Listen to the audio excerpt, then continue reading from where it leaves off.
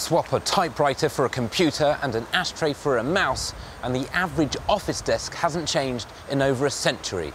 It's time to intervene.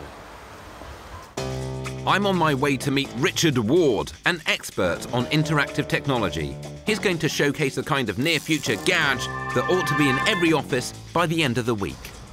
And to assist in the forensic analysis of this technology, I'll be joined by a man who's occupied some of the brightest desks in television, Dara Ó Briain.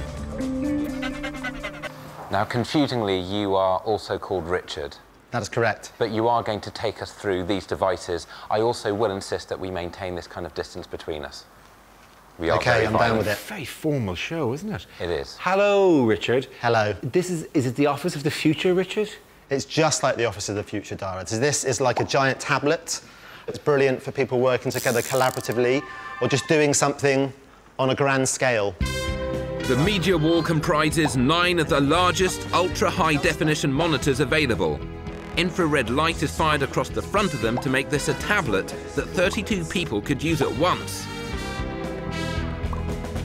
Say, for example, I had one of these in my home and I had broken into, like, just to pick a hypothetical, an ex-girlfriend's Facebook account. Yes. Right? This is just a hypothetical. If, for example, I have a giant montage of ex-girlfriend's photographs. A giant montage? A giant, like this is, all of this. Right? How many ex-girlfriends have you got? No, just her. And she takes a lot of photographs. And has a lot of holidays, actually. But I'm not, who am I to judge? Okay. And then I hear the footsteps of my wife appearing. How quickly can I shut it all down? Shut it down, close it off. Is there just a way that I wouldn't be doing that kind of stuff on the screen. I mean, it sounds like you're asking for it if you're doing it on a screen this size. It just... I just want to lose myself in her life. OK, sure. I just want to literally drown myself in her happiness.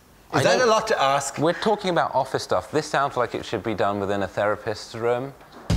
Undeterred by Dara's ludicrous attempts to misapply technology, the even more ludicrously named Richard introduces us to the Tobii Ergo, an eye tracker that means you will never have to handle a mouse again. But surely you'll just replace it by straining your eyeballs. Apparently, eyes are meant to do that more than fingers are to do that, apparently. Also, the mouse is always where you expect it to be.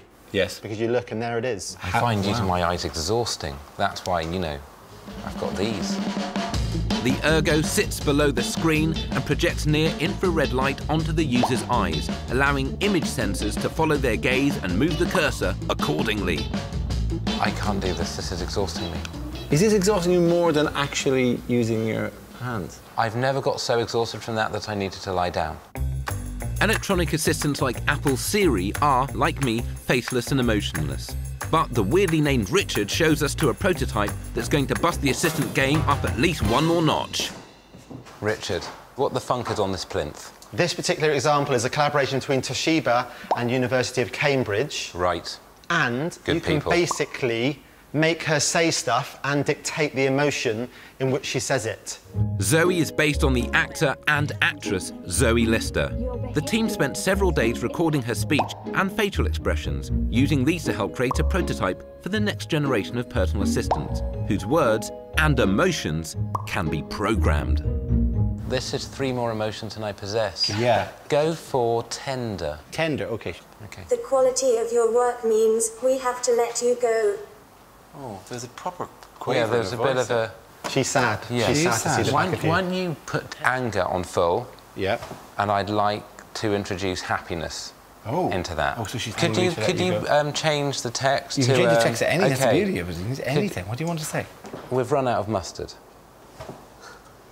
But she's angry, you think, about this. She's angry about it. But in a way, she's also happy because she doesn't like mustard. I've added an extra bit at the end, by the way. OK. We've run out of mustard. Damn you, Richard! Damn you to hell!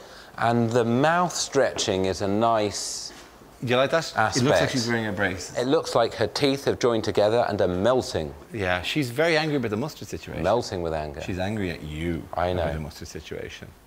This away. Lastly, it's time to tackle the elephant in the office. I'm talking D to the E to the S to the K. OK. So, this is called a zero-gravity workstation. It's not literally zero gravity. It just reduces the stress of gravity on your body. Shall I? Am I? Yeah. Go on, Trump. Saddle up. Hang on.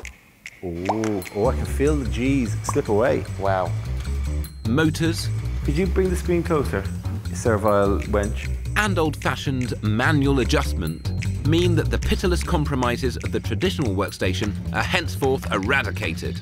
It would be possible to omit a smidge of arrogance in such a position as this.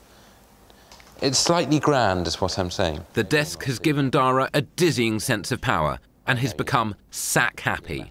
We've only seen 4 of these things, and I'm worried about what you've become.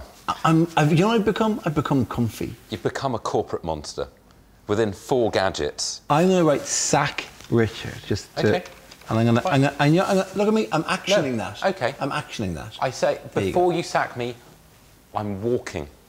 Oh. I'm leaving. Oh, no, I'm leaving the corporation. Faster than I can send it. No, I'm not faster sacked. Than I can send I'm it. left. And send. I quit.